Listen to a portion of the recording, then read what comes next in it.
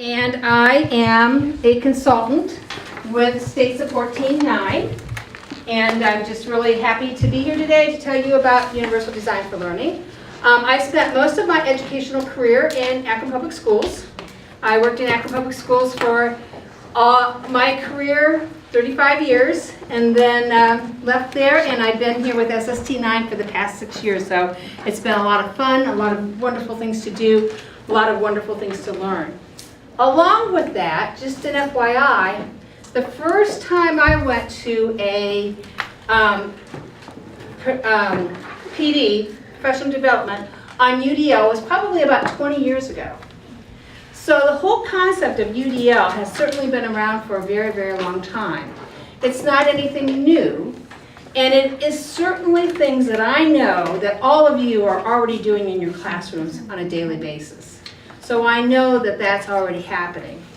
What we're going to talk about today is we're going to go a little bit deeper into UDL, and we're going to talk about some of the things that have to do with the how and the why of UDL. So those are the two places that we're going to go in today. So how many of you are familiar with the basic principles of UDL? Okay, good. So we're going to talk about those principles, and we're going to talk more about some ideas and how you do it. Now remember, we've got 55 minutes.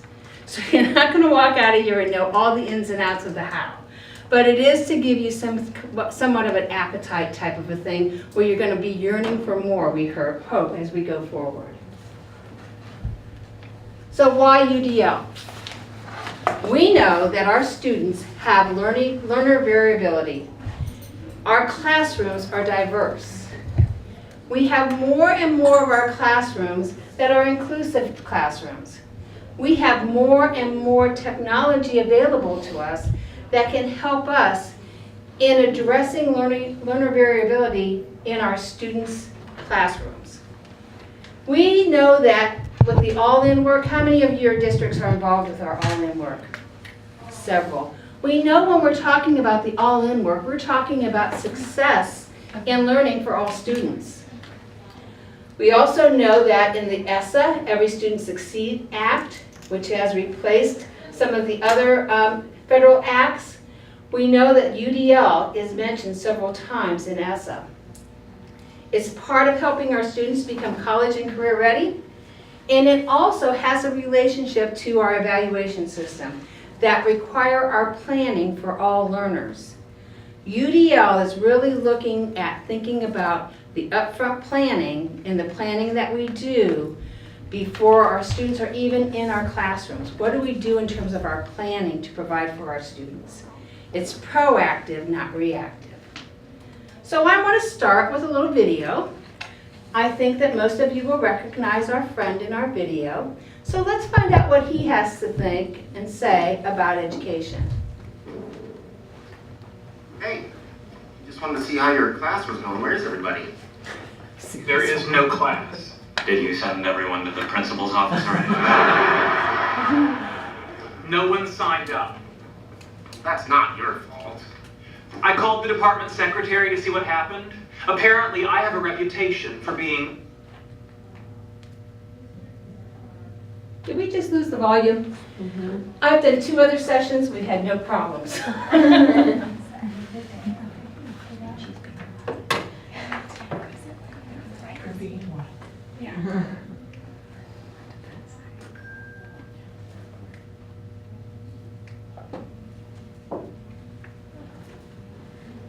Hang on. Are you still videotaping? Yeah, I'll just keep going. That's fine. All right. What if I took your class? So I'm looking for my backup speaker. Thinking about getting my doctorate? He wants to teach? Why not? Yo, Howard, I appreciate the gesture, but this is a graduate level fifth. Hang on, I want to move back so that we can get the whole thing.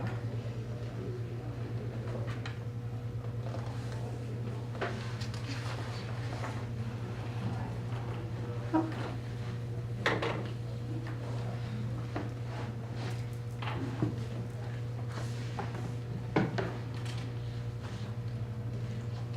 There's always more than one way.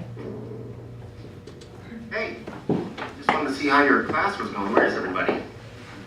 There is no class. Did you send everyone to the principal's office already? No one signed up. Well, that's not your fault.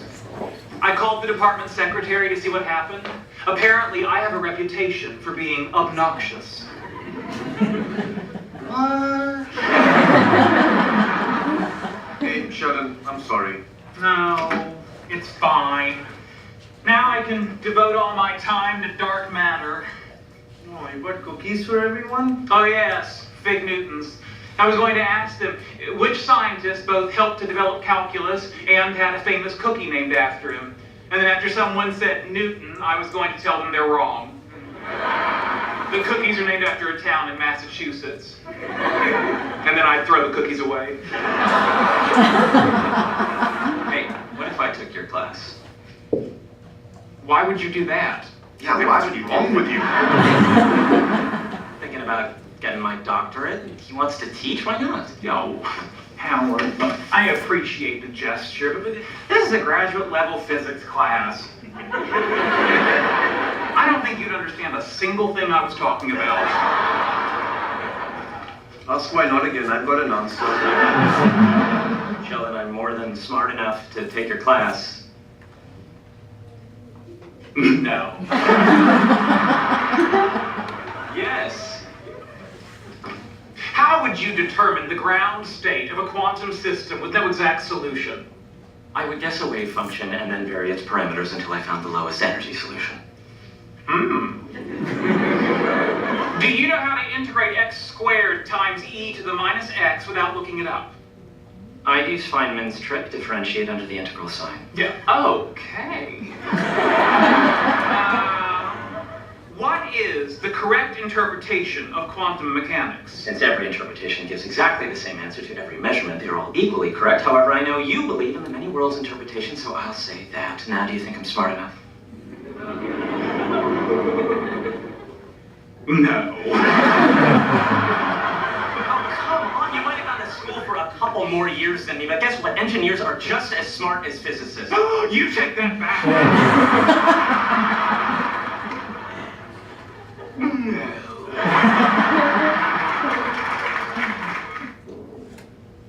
Hey, Okay, now that everyone's here, we can begin.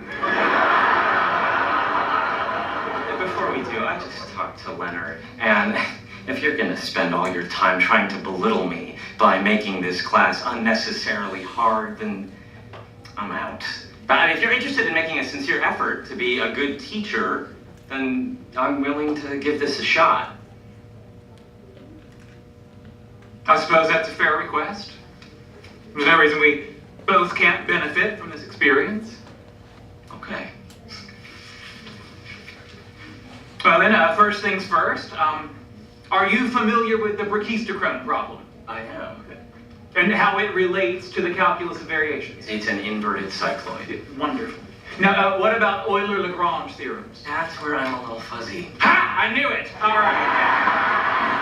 We have a lot of information to cover before your first test, which, by the way, is in 8 minutes.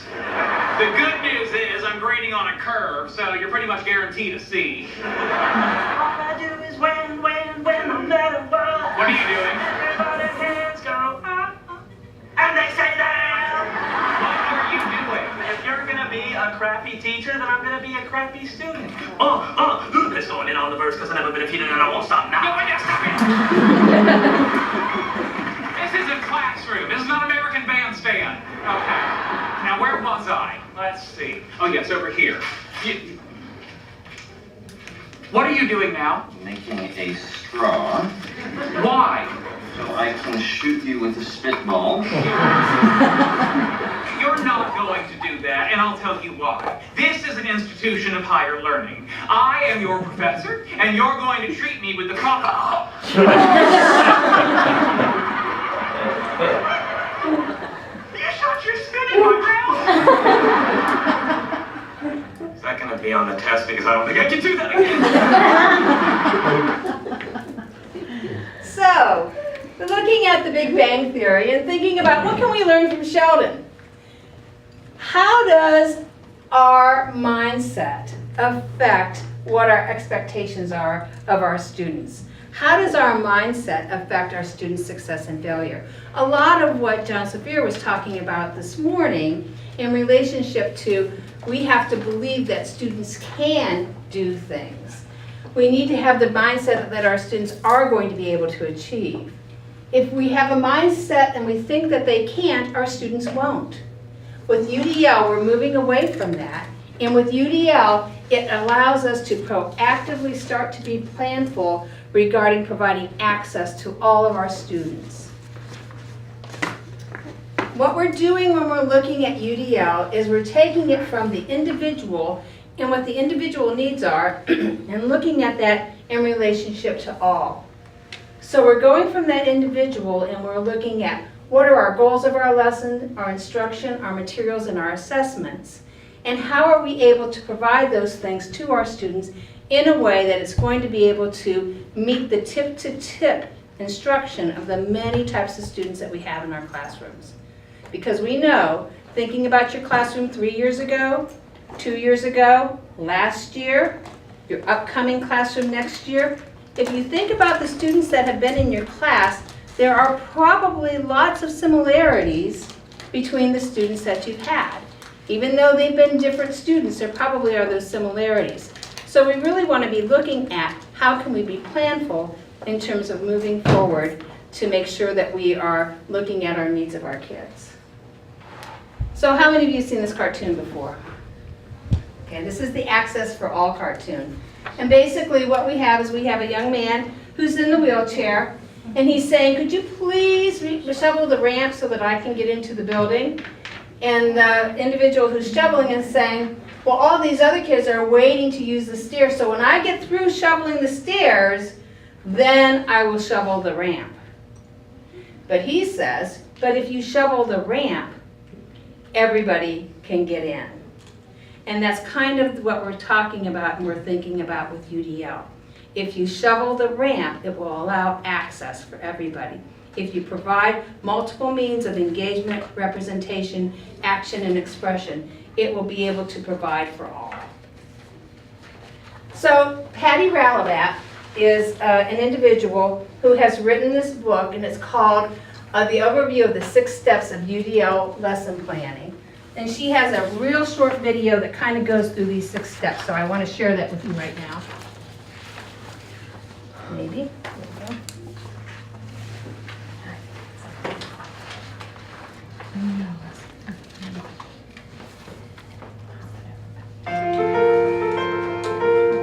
Your UDL Lesson Planner, a step-by-step guide for teaching all learners by Dr. Patty Ralabat, will guide you in your UDL lesson planning. How do you plan your lessons to meet the needs of all your learners?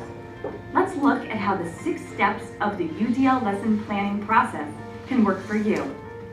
This video is a brief window into steps you can take to create learning experiences that engage learners, activate thinking, and scaffold deep understanding using Universal Design for Learning, UDL. What do they both have? Someone raise their hand and Meet shoot. Maria, a middle school teacher who uses UDL as a lesson planning process to enhance her teaching. She knows that UDL is a lens for examining curriculum and designing instruction. Originated by CAST, UDL is a framework based on neuroscience, organized around 3 broad principles that align with 3 brain networks. Let's unpack this definition a bit. The UDL principle of engagement corresponds to the affective networks, the parts of the brain that engage students in learning. The UDL principle of representation corresponds to the recognition networks, the parts of the brain that understand vocabulary, concepts, and new information. And the UDL principle of action and expression correspond to the strategic networks, the parts of the brain that students use to plan their own learning, to show what they've learned, and to express themselves. So what are the 6 steps of the UDL lesson planning process? First, start with defining a clear, flexible, SMART learning goal based on an appropriate standard. Today, I can tell what the important Second, use the UDL guidelines to consider what learner variability may be present in the lesson and what scaffolds may be needed. Third, determine assessments for the lesson, classroom measures that provide meaningful data about how well the students met the learning goal. Fourth, choose instructional methods, materials, and media that best support student learning. Next, the fifth step, teach the lesson, making sure to gather information about student learning. Finally, the sixth step is critically important. Reflect on your lesson. Evaluate its effectiveness to determine how to make your instruction even more successful.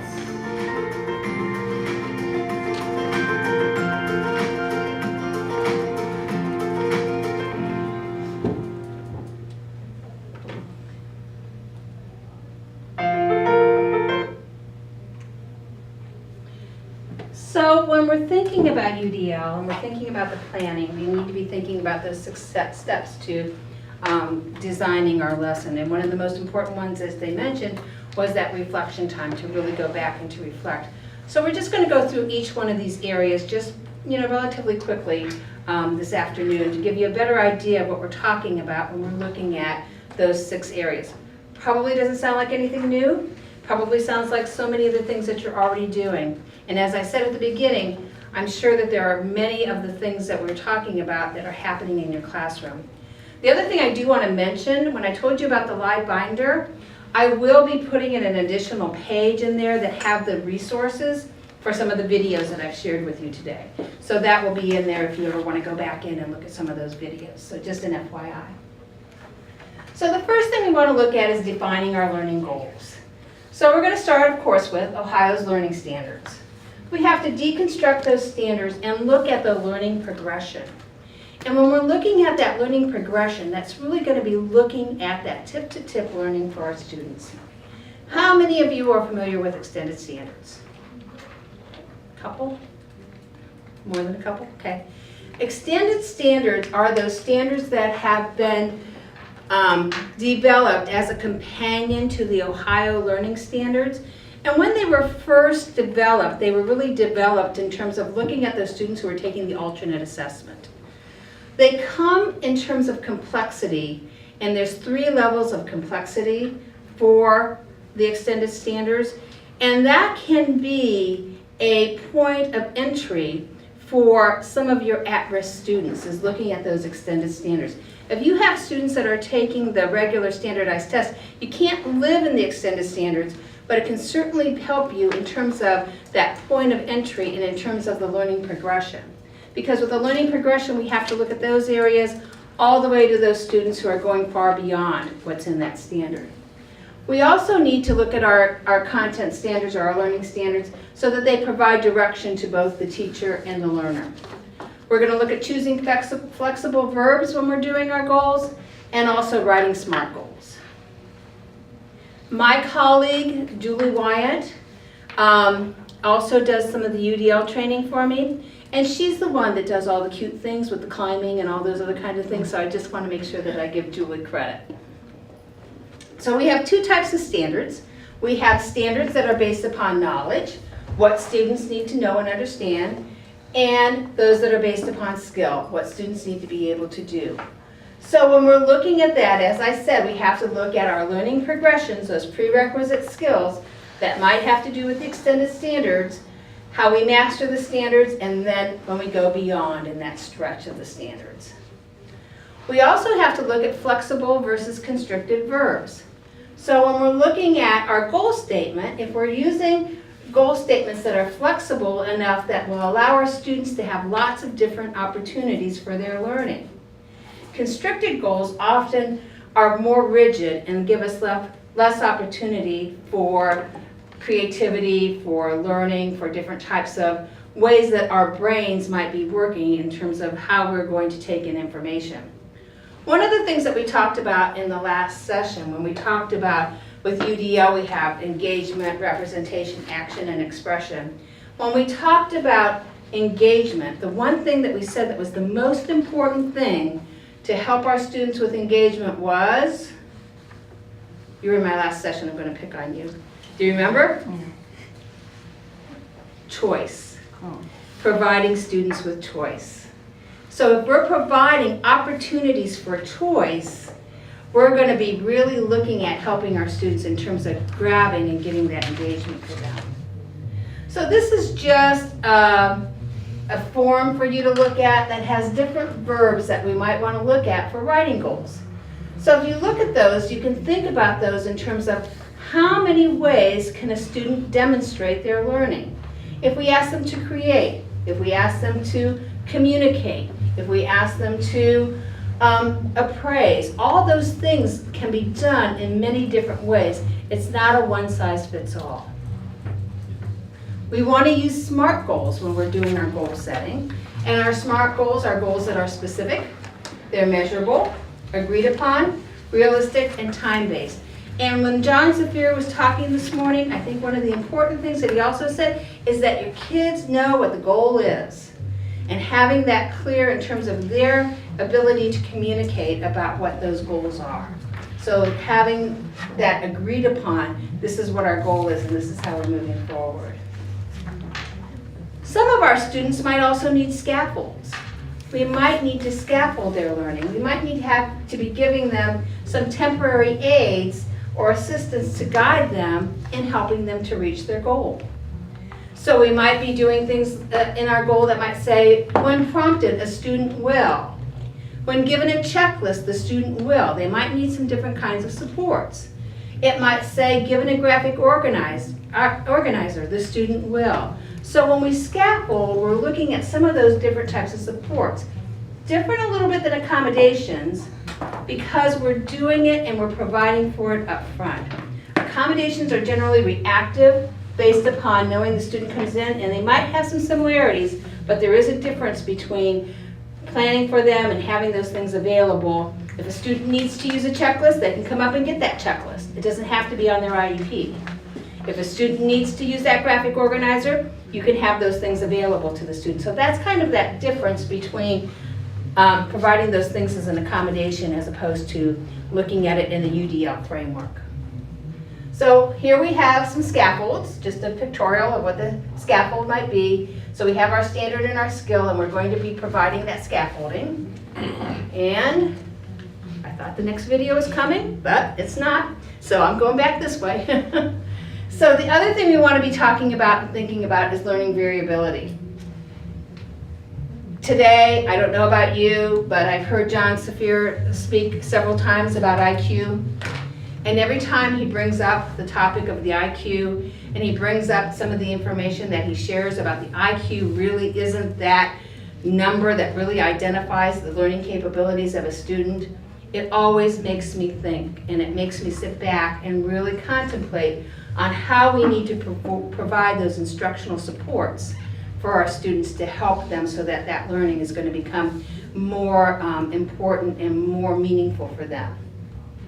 So even if all of our students might come in with the same IQ, there's still going to be variability with our learners regarding their interests, regarding their accessibility, regarding their motivation, cultural background. Those are all the things that our students bring into our classrooms. Love languages. You guys heard of the love languages? Okay. So what we're going to do right now is we're going to take a quick look at these love languages.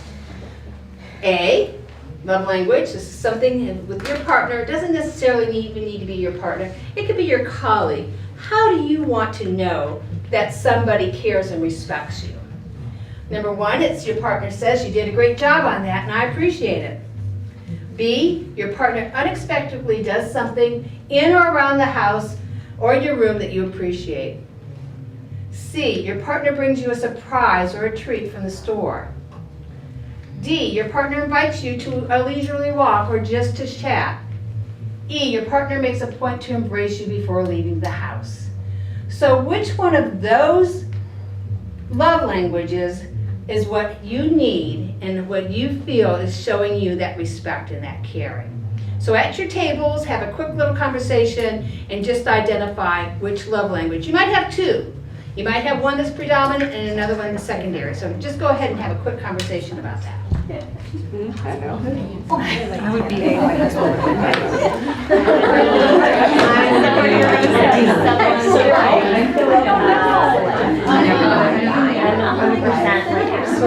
I'd say A. I'm with A. Physical touch and. I want to know what I'm doing.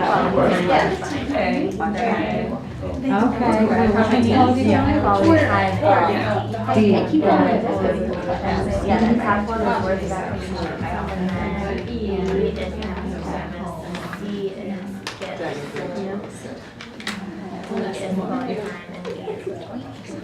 Okay. It is. And you can totally match people up that you know. My husband's B. Yeah. Like he can't say I'm sorry, but he'll do something around the house. Or he'll bring it, or he might be.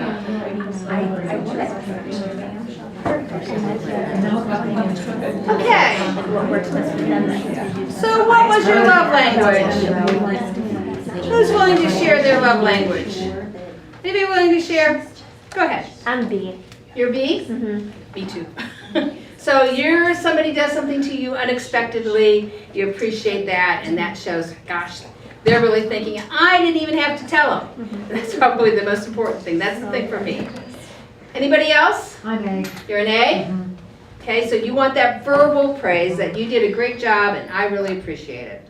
Absolutely. Anybody else want to share? A is what, yeah. Word You're of another- affirmation. Another A, you want that affirmation? Okay?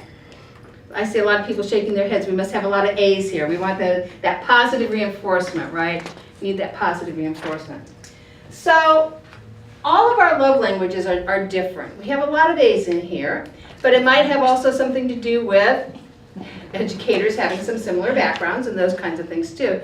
But generally speaking, we all have different things that motivate us and that make us feel cherished and wanted and cared about. So think about that in terms of your students. Each of your students has their own special learning language. So we need to determine what is that learning language that our students have that's going to motivate them.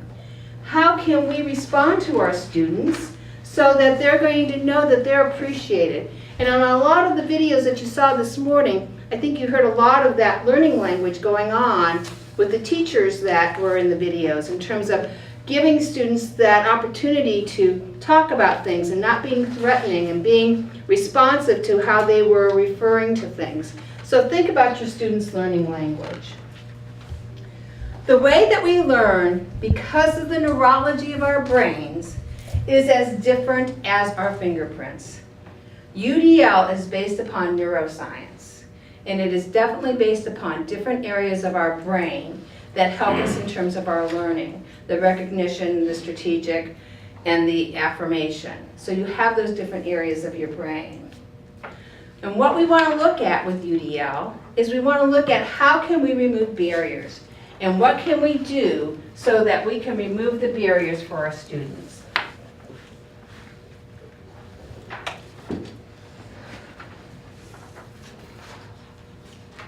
And I'm not seeing my cursor. You guys, oh, there it is.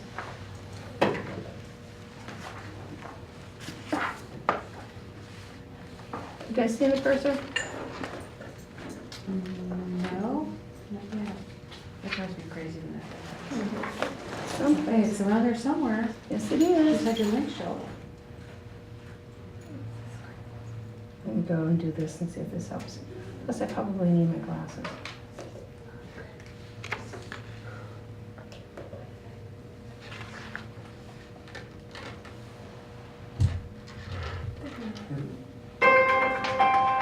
Nope. Yeah, I know what's wrong.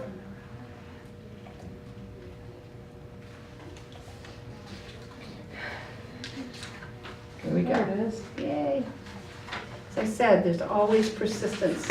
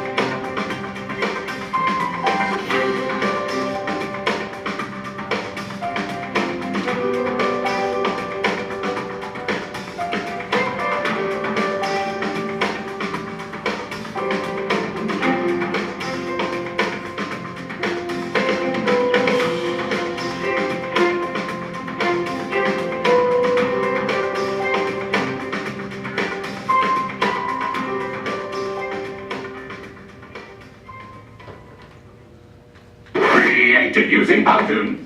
Okay.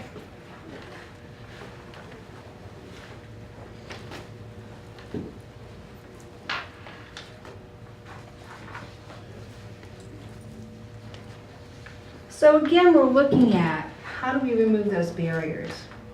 What can we do as educators to remove the barriers that some of our students might have? This is an activity that we did actually in the series that we had done last year, where we kind of looked at each of the students in a classroom, and we looked at the student and we thought about the student in terms of the 3 areas of UDL: engagement, representation, action, and expression. So we looked at those things and we thought, okay, what types of things are the interests of those students? What ways do they like to have the information provided to them? How do they learn?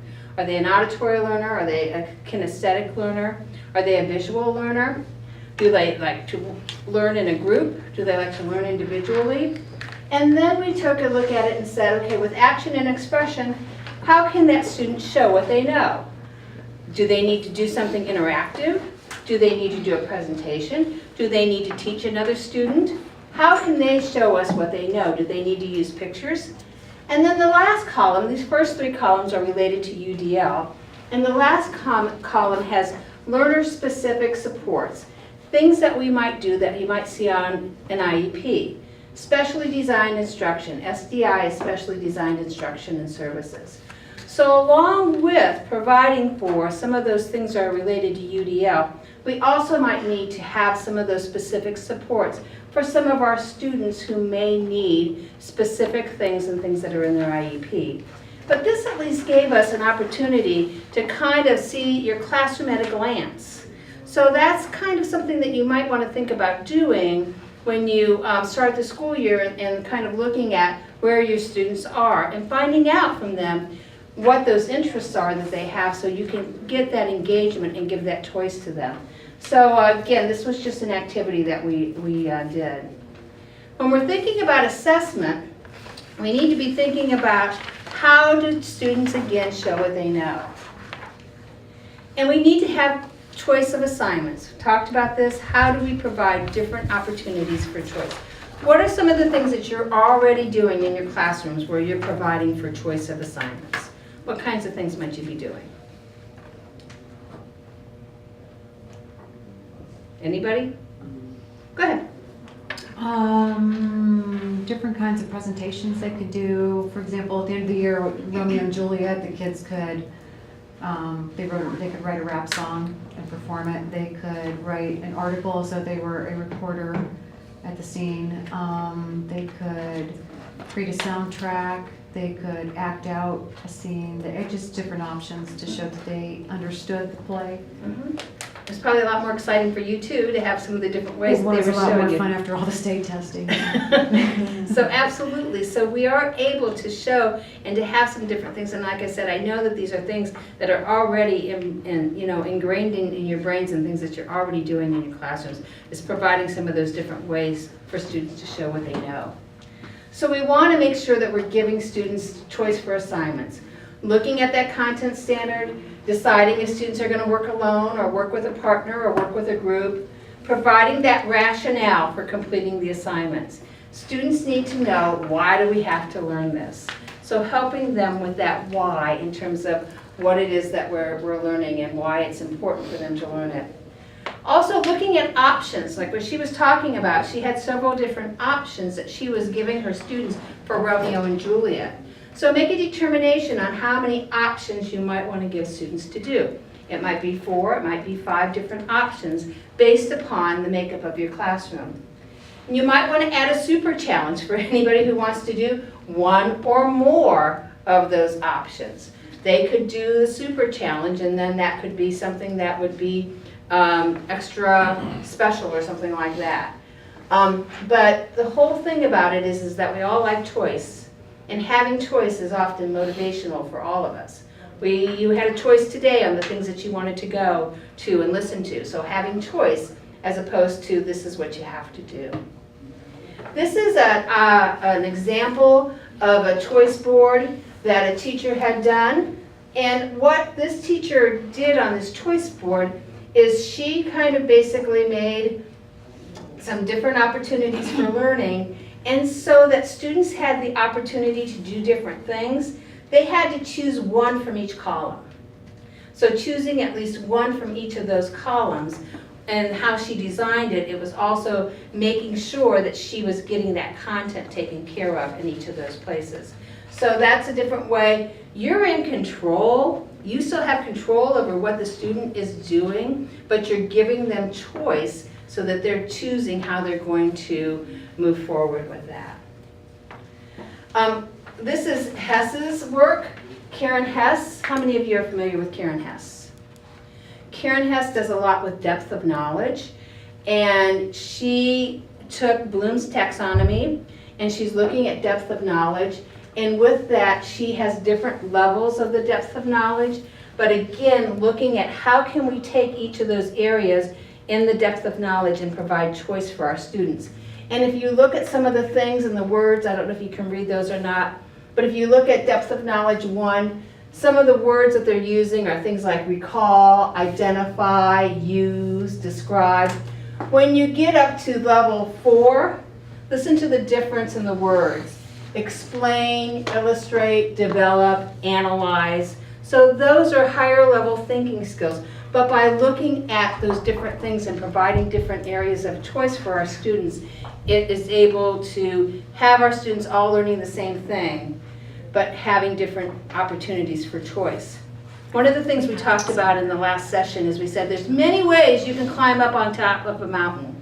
So there's lots of ways that you could get there. You could, have an opportunity to go there by a vehicle. You could climb it. You can have different ways that you can get to the top of the mountain. You can have somebody drop you at the top of the mountain. So you get to the top of the mountain. You can have many ways of getting there. But once you get there, the view's the same for everybody. It's the same kind of thing with learning. We might have lots of different opportunities to get to that content standard. But then once we get to that content standard, we have that learning and we've been able to retain the knowledge. So just a little food for thought. Standardized testing. It is part of our reality. It's part of what we have. We can't get away from it. It is there. It's the elephant in the room. So we have to make sure that we're thinking about standardized testing as well. But one of the things with standardized testing, and if you really think about it, and you think about UDL, we know that the tests that are given are not universally designed, but they are aligned to the standards. So if we need to take the time to prepare our students for the Ohio Standardized Test, we need to be able to prepare our students so that they're going to have success when they take the standardized test. Not to say necessarily that we're teaching to the test, but we should focus on the standards and actively involve our students in the learning by having students do several of the things like what we were looking at earlier, talking to each other about what it is that they're learning and so forth and so on. And if we teach the standards in a universally designed way, the test will take care of itself.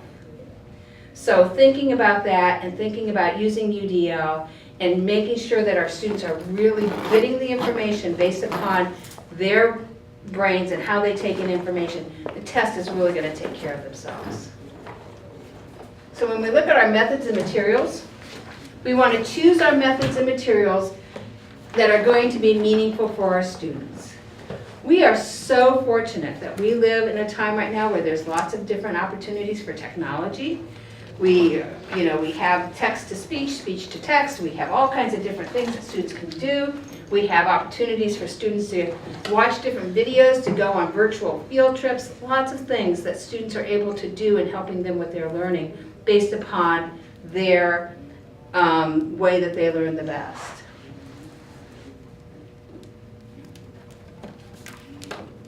So we want to make sure that when we're looking at those materials, we're thinking about student preferences.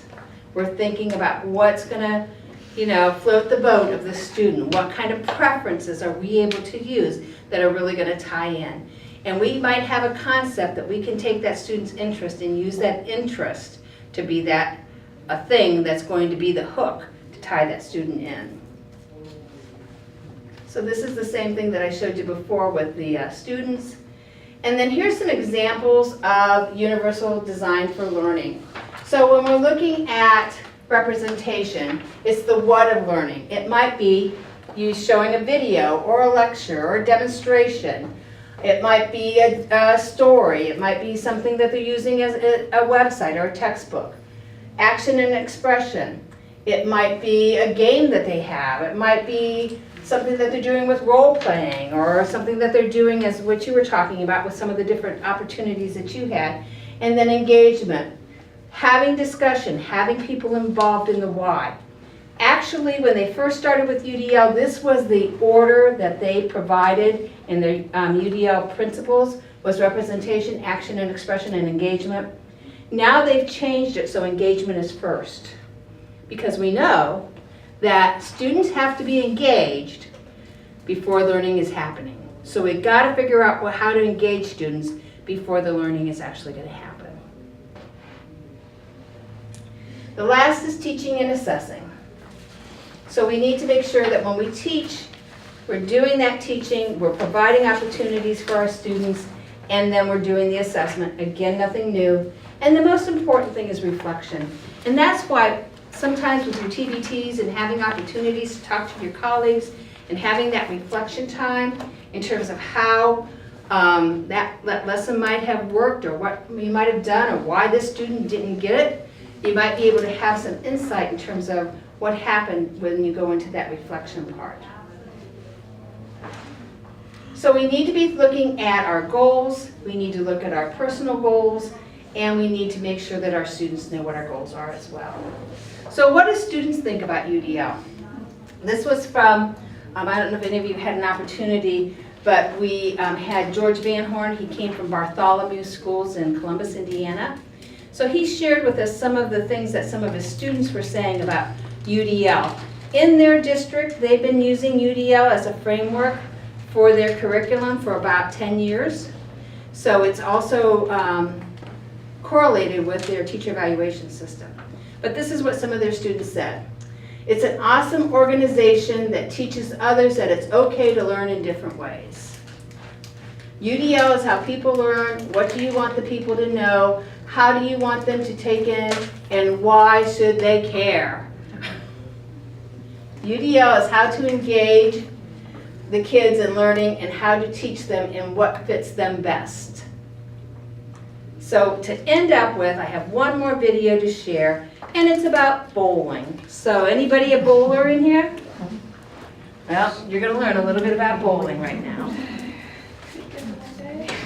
This is a woman, her name is Shelley Moore, and she is an educator from Canada.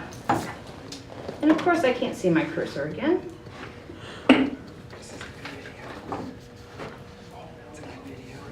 Aha.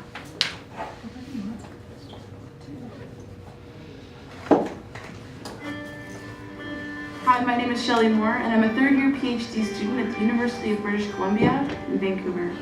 As Canadians, we have a reputation for finding and embracing the strength in our diversity. This value, however, hasn't been reflected in our classrooms, which still segregate students by ability, especially students with developmental disabilities.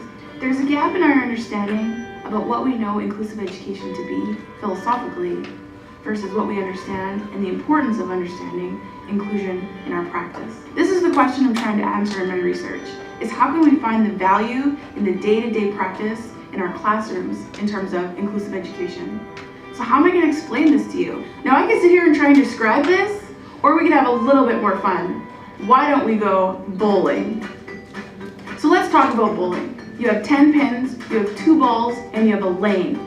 The goal is to knock down as many pins as you can. But if you don't get them all, it's okay because you have another chance. But when I bowl and roll the ball down the middle and I don't knock them all down, what often ends up happening to me is that there's 2 pins left standing on either end and they stare at you. It's the 7-10 split and it's the hardest shot in bowling. How is bowling like teaching? The ball is the lesson, the pins are the kids. We aim for the middle, we do the best we can. The pins that are left standing, we often have another chance to kind of get to them, but at the end of the day, those 2 pins that are staring, looking at you, are kids who need the most support and are kids who need the most challenge. So we end up choosing one, and the other one is left standing. I just took all the fun out of bowling. Now, I don't know how many many times you've watched professional bowling, but I spent an afternoon watching professional bowling, and let me tell you, there was not one bowler who rolled that ball down the middle of the lane. They throw the ball down the lane at a curve. And I was actually really curious about this, so I called up a professional bowler. He was so excited. I don't think he gets a lot of calls about education. He said the reason why the ball has to enter at a curve is because you will knock down more pins and create a bigger domino effect if you enter at that angle. But in order to do that, you have to change your aim.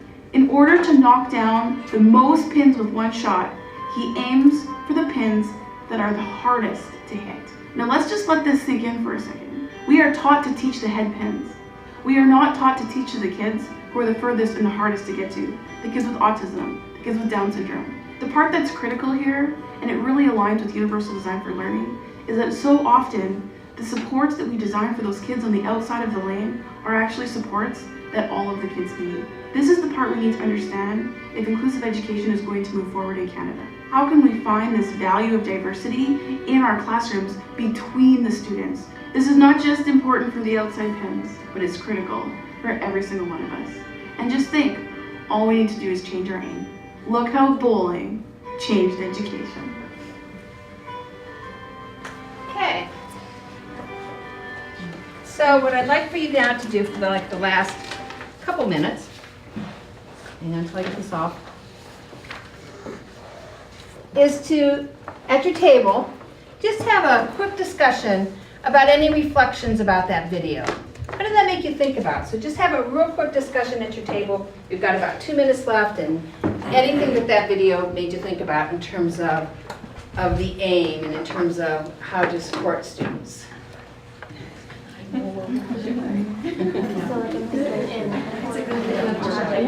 a good one I've never heard of before, and I thought that was it's harder. It's easier to do this that way.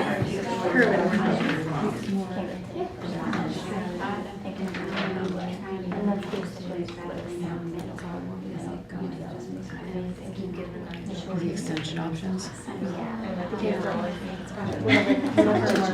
Like you did, so that's like 5 hours. Choose the one that should have done that. I think that's an easier way to think. So by extension options, you're not talking about giving them extra work. No, just ones that they would gravitate toward.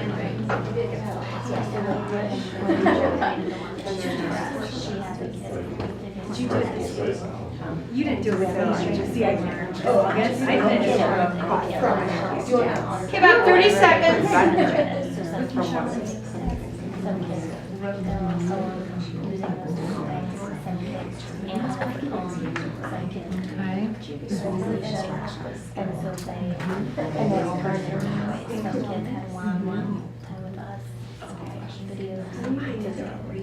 Okay, any thoughts about bowling and education? Reflections? Comments? Go ahead. You look like you'll help me out. I never thought of trying to reach the high or the low as my focus. But I think I do always try to get those bottom kids, so it's the top ones that I leave out. Mm-hmm. Yeah, and so I think, again, when we're talking UDL, we're not just talking about the at-risk kids, we're talking tip to tip. And we're talking about challenging those students that need to have that challenge as well. So both ends, so good observation. Any other comments? You're talking about how it takes more strategy. Yeah, to make that curve. Yep, it does take more strategy to make that curve. I think it's a great analogy when we're looking at that in terms of, you know, not just going straight on towards the middle, but really looking at what we need to do to make that curve for our lesson planning and so forth and so on. Any other comments? Well, I really want to thank you so much for your kind attention.